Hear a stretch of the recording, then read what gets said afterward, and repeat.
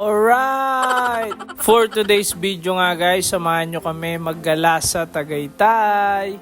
At syempre ngayon na nga lang tayo makakapaggala uli guys kasi kakatapos lang natin ng mahaba-habang trabaho ng mga nakaraan. Kaya ngayon ay magre-relax muna tayo. At syempre napakahalaga din naman na makapag-relax ka kahit konti paminsan-minsan kasi masama rin yung puro trabaho dahil baka ma-burnout naman tayo. At madalas nga din to sinasuggest ng ilang mga coaches na naririnig ko yung podcast na importante sa productivity yung resting time. So mahalaga talaga na meron tayong panahon para mag-rest. At syempre guys, sa rest time naman natin o sa chill time natin, hindi naman kailangan palagi nagagastos ka ng malaki. Pwede naman guys na umisip kayo ng ibang mga way para lang maiba yung activity nyo sa araw ng rest time nyo compare sa usual na ginagawa nyo araw-araw. Yung iba, ang ginagawa nila sa rest time nila, nanonood ng movie, nagne-Netflix. Yung iba naman, gusto lang nila magbasa ng libro. Yung iba naman, gusto lang nila matulog, magpahinga. Yung iba, gusto nila mag-sports, nagbabike, o nagja-jogging, o kung ano man yung sports na hilig nila. Meron naman din yung mga may hilig sa music, nagpe-play sila ng mga musical instrument na gusto nila.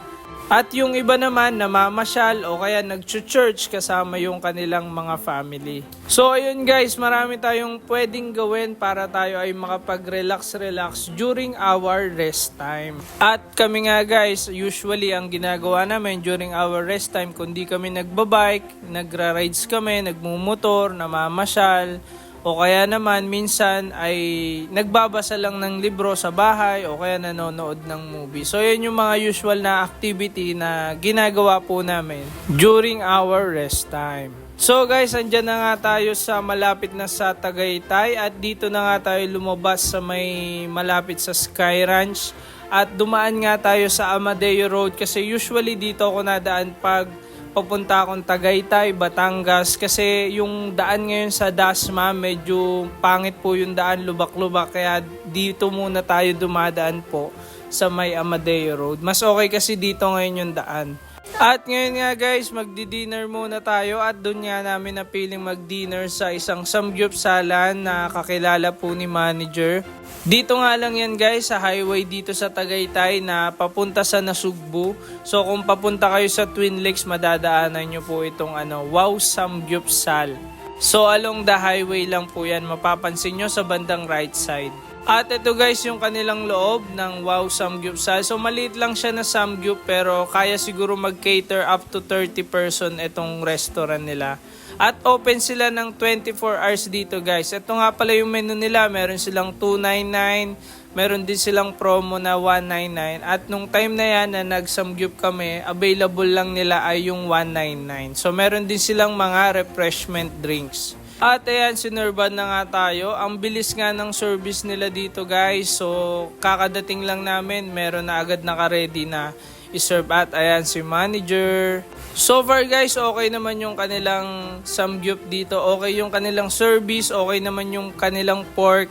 Pero yung kanilang side dish nga lang, syempre pwede pang i-improve. So yun lang ang napansin natin. Pero so far, masarap naman yung kanilang samgyup dito guys. For only 199 nga lang guys, busog na kayo dito pag kumain kayo.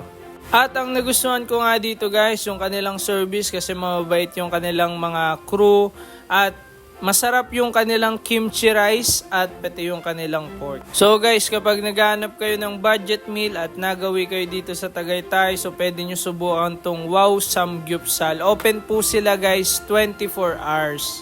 At pagkatapos nga nyan guys, syempre susulitin na natin yung pagstay natin dito sa Tagaytay. Usually kapag nagtatagaytay kami, ang gusto namin puntahan talaga ay yung makakapag-stay kami ng matagal, makakapagkwentuhan o kaya makakapagbasa ng libro, makakapag-relax at may-enjoy yung malamig na klima dito sa Tagaytay. Ito kasi talaga yung dinadayo natin dito, yung malamig na klima dito sa Tagaytay. At ayun nga, papunta sana kami sa Starbucks Hiraya kasi hindi pa namin yun napupuntahan. Kaso pangatlong beses o pang-apat na beses na namin tong sinubukan na pumunta doon. At ngayon guys, ganun pa rin naman ang sitwasyon. Mahaba uli ang pila, wala pang space sa loob. So kaya dumaretso na lang po tayo dun sa isa pang Starbucks papunta sa Tolentino, is yung after lang ng McDonald's. So diretso lang kayo konti at makikita nyo yung isang Starbucks na yon. At syempre habang nagde-drive nga kami papunta doon ay napakalamig talaga ng klima dito sa Tagaytay. Kaya napakasarap mag-rides dito sa Tagaytay. Lalo pag gabi kasi ramdam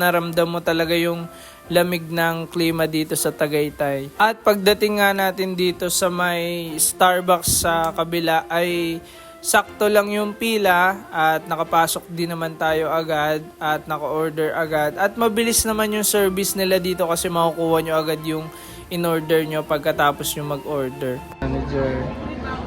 Ang paborito Kumakain na naman siya ng Ang paboritong slice ng cake, naka-presyo na ng water bill.